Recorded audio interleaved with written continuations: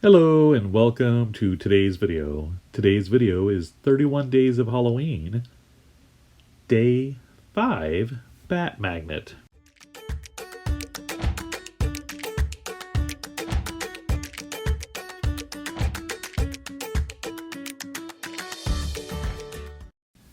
For this bat magnet, I'm just using some black clay and some pearl clay.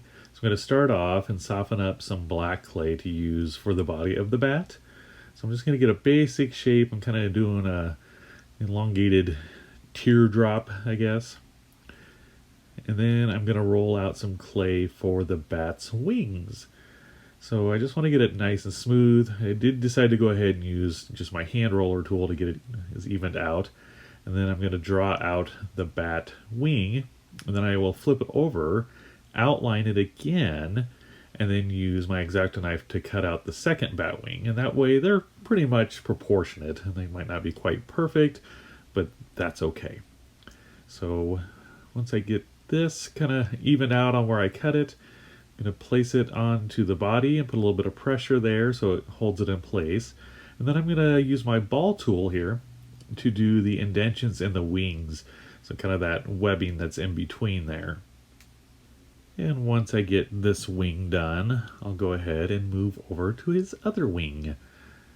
I know it's pretty obvious, but just letting you know where I'm going here. So doing the same thing, just getting a nice indention there. Go ahead and use my needle tool to add some texture to the body, kind of give it that fur look. So I'm just going over it several times, kind of just short little strokes with that needle tool. So kind of shows the layers. The next thing I'm going to do is shape out the head for the bat. So I want it to be kind of a chibi type character, definitely a cute cartoony bat. So I'm just going to do kind of a pumpkin shape. And then I realized I want to have it kind of sitting down lower, so I cut off the top of the body. And then I'm going to go ahead and go back over a few things because I get sidetracked when I'm sculpting if I see something I want to touch up, so I just go ahead and take care of it. And then once I get the head about the size I want, I'm going to go ahead and attach to the body, and then I'll add some texture with my needle tool so it kind of matches up with the body. The next thing I want to do is make his little ears. So I'm just going to soften up some more black clay, make a diamond shape, and then cut it in half. And then I use the ball tool to do the indentions in the ears. And then I just go ahead and press those against the head and use the ball tool to smooth those in so they're nice firmly attached. Once I am done with that, I can go ahead and go over them with the needle tool to add little marks on there, kind of represent the hair on the bat's head, and bring that into that ear shape. Now I'm going to use my ball tool to dig out or kind of press in a little bit some spaces for the eyes, and then I'm going to use my needle tool to make his little smiley mouth, which is kind of hard to see here, but he does have a nice smile to him. And again, I got sidetracked and decided I needed to touch up the wings a little bit. I wasn't quite happy with how that webbing looked, so I'm using my ball tool to touch up that and trim that out. And then I wanted to cut little pieces out and make a little hole in his wing because this bat has done some travels. So now for his eyes, I'm just using the pearl clay, and I did these kind of oval shapes indentions, so I'm going to try to match that up as much as I can with the pearl clay. I want to get them about as close to the same size as I can. Once I have my shapes about right, I'll go ahead and push them into the head, into those spots I made, those indentions.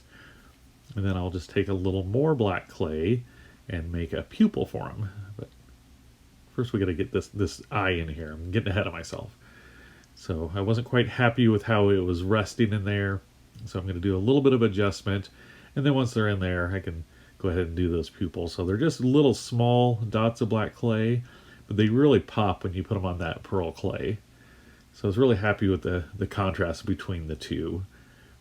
So now I'm just going to go over those wings. I thought they looked too smooth, so I thought I would use my needle tool to go over those and just go through and touch up a few areas until I am happy with my little bat. Now it's time to bake our clay. Remember, always bake your clay according to package instructions. So now that the bat is baked and he has cooled down, I can go ahead and glue the magnet on. It's always the last step when I'm making my little magnets. So I decided to go ahead and put it on his head because that was a bigger area.